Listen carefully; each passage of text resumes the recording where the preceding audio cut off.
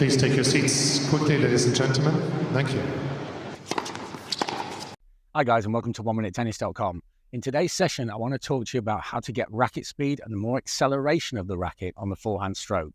And I want to show you a pretty unique concept that will allow you to ignore whether you have a loose grip or a loose wrist and still really accelerate the racket into the ball.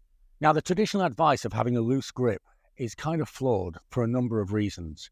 The first one is that the kinetic chain of the forehand should be body, arm, racket, and then racket, arm, body. But if I'm emphasizing a loose wrist and then therefore generating speed from the hand, then this has to be that the hand and the racket are leading the stroke. But we do need to be loose. If I tighten the wrist and tighten the grip, then I lose the lag of the racket, and so I will be pushing the racket through the ball instead of throwing the racket through the ball. So if the solution is not the grip and is not the wrist, then what is it? As an answer for this, I want you to think about loosening the elbow. You see, the racket weighs about 300 grams. So if I loosen the wrist and throw the racket through, then I'm throwing about 300 grams through the ball. But my forearm from the elbow through to the end of the fingers is about 1,600 grams.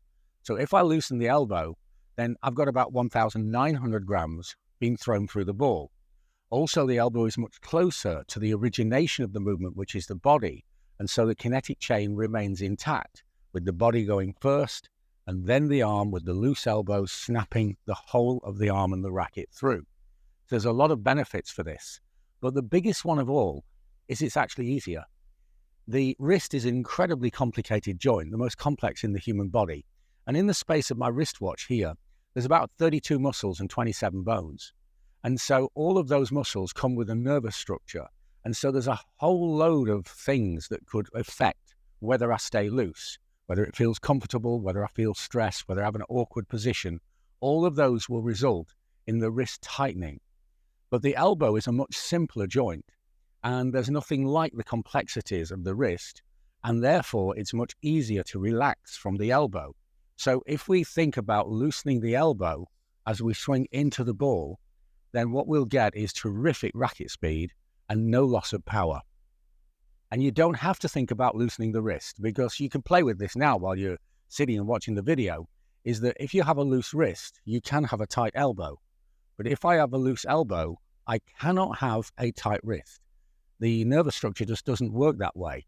So if I loosen the elbow, everything else loosens with it, and I have a free-flowing, fast and powerful stroke. If you like my ideas on tennis, check out the books on Amazon. We have books on every aspect of the game, and the books are truly unique because we all use different learning senses at different times. Using the books, you can see clear illustrations of the technique of the game. You can see very, very clear explanations of both the science and simple solutions on how to play the game better. And everything is linked to YouTube videos, so you can see the information, you can read it, or you can watch the video. All the learning senses are communicated to at the same time. Or if you want more personalized help, have a look at what we're doing with online coaching.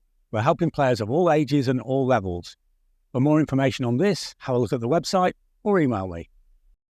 So don't loosen the grip, don't loosen the wrist, loosen the elbow, and everything else will flow naturally, and you'll have a better forehand today. Thanks for watching, and see you next time for more unique tennis lessons that really work.